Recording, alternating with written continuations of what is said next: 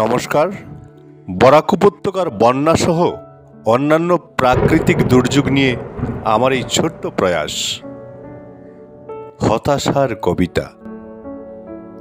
কণ্ঠ আমি সিদ্ধার্থ।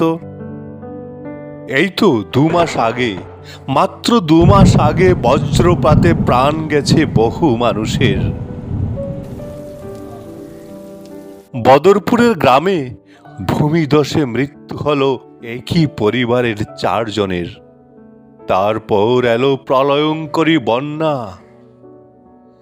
জলবন্দি গ্রাম বরাকের হাজার হাজার মানুষ। বন্যার জলে চলে গেছে বহু মানুষের প্রাণ। তলিয়ে গেছে বহু সড়ক, বসত বাড়ি, ভেসে গেছে বহু পশু। যাতায়াত বন্ধ বহু এলাকার।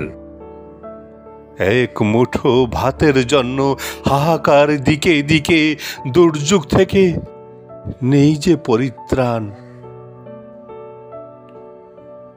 ভূমির অপরিকল্পিত ব্যবহার, বেড়েছে বৃক্ষ নিধন, বেড়েছে অবিচার, বেড়েছে চর দখল, জমি দখল। তার উপর তৈরি হচ্ছে স্বাদের রংমহল। ভূতত্ত্ব মেনে অবকাঠামো নির্মাণে নেই পরিকল্পনা। এভাবে বেড়েছে সব স্থাপনা। নদীর গভীরতা কমেছে, ভাঙছে একের পর এক বাঁধ। বন্যা ত্রাণ বিতরণে স্বজন পোষণ নীতি, দুর্নীতির আশ্রয় নিয়ে রাঘব বোয়ালরা ভক্ষণ করছে গরিবদের ত্রাণ। কে করবে এসবের বিচার?